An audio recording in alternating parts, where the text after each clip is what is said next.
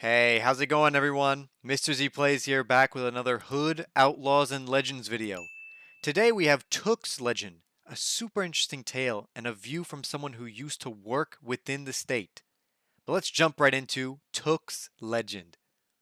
As a child, Tooke lived in one of the great cities of iron and stone, where he would climb the tall, angular towers and marvel at the ability of man to tame nature. The browns and greens of the nearby wildwood had been supplanted by grey buildings and the blood-red banners of the state, with their enigmatic symbols, providing a uniformity that young Tooke found reassuring. A kind boy, he enjoyed helping those around him, even when he gained nothing in return, for he was innocent and naive. His parents were poor, but he loved them dearly, and he cared little about his prospects for the future, which seemed a long way off. For decades, the state had routinely tested all children for certain qualities, and when Tooke was shown to excel in these tests, the state offered to adopt him, for they always needed workers, and molding them from a young age suited their ends best. Tooke's parents, jobless, penniless, and facing eviction from their small home, knew the only future they could offer the 7-year-old boy was a bed on the streets with the other forgotten citizens, and probably an early death from disease or malnutrition. So with heavy hearts, they agreed to sign over all parental rights to the state. They did this for the very best of reasons, love. But the child couldn't understand why his mother and father had given him away, and when he walked into the towering grey monastery where he would spend the next few years of his life, a part of him died forever.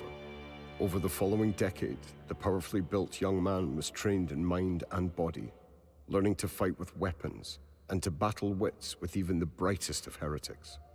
Tooke learned to love no one and nothing other than the state and its religion, both of which were built on uniformity and obedience.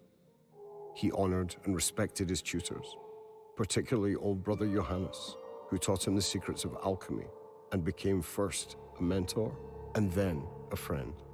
His religious zeal impressed the Supreme Council, even more than his obvious intelligence, for unconditional acceptance of God's word was the perfect way for the state to control the people. They knew Tooke's fanaticism could be exploited. When he turned 17, he was drafted into the feared Inquisition, a role for which he was perfectly suited. At first, the brutality of his new position shocked and frightened Tooke, but over time, he became desensitized to the prisoner's suffering, for he knew he was doing God's work. He was merely the state's tool, just as the red-hot poker, or the rack, or the skinning knife were his tools. The men and women brought to him by his superiors were sinners, who had transgressed against the state.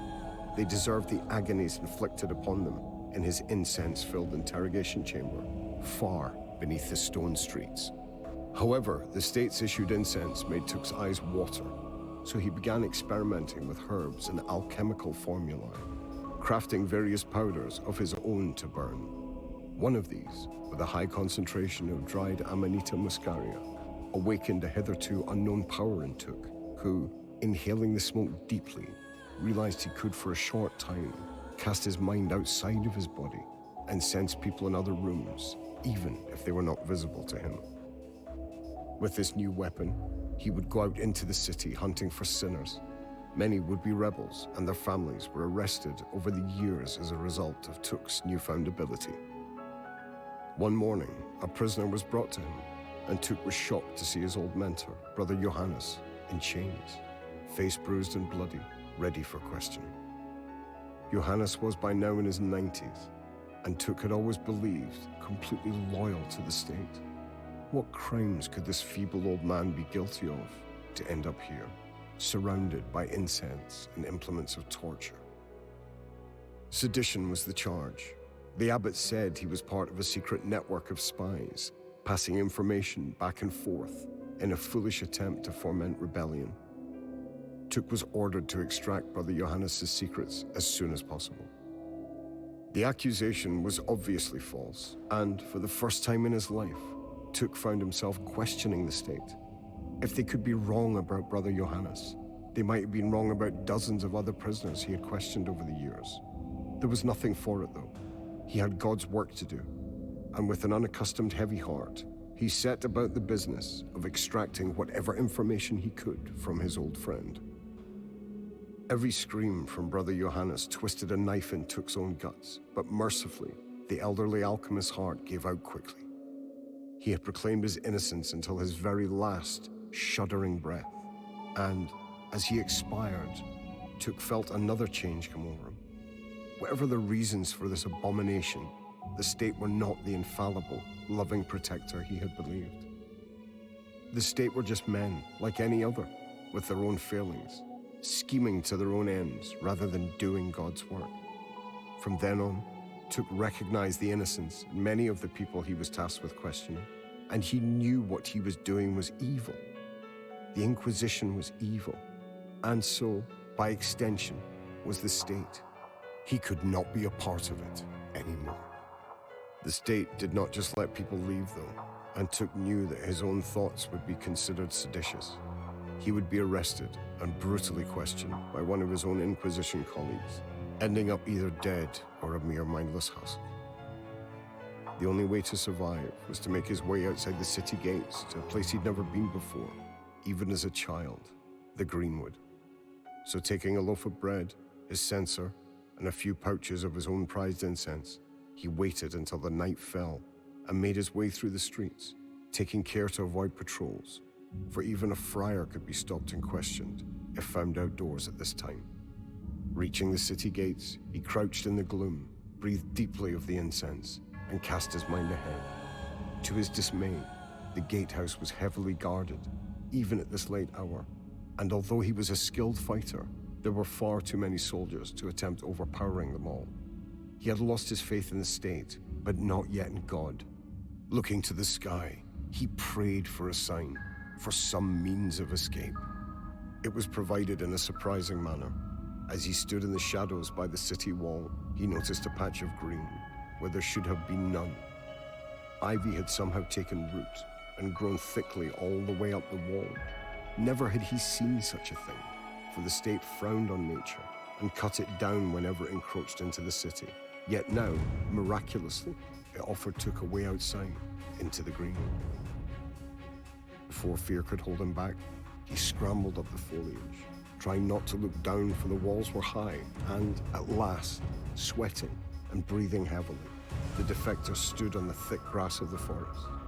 Then he began to run, not knowing where he was going, but desperate to get as far from inevitable pursuit as possible.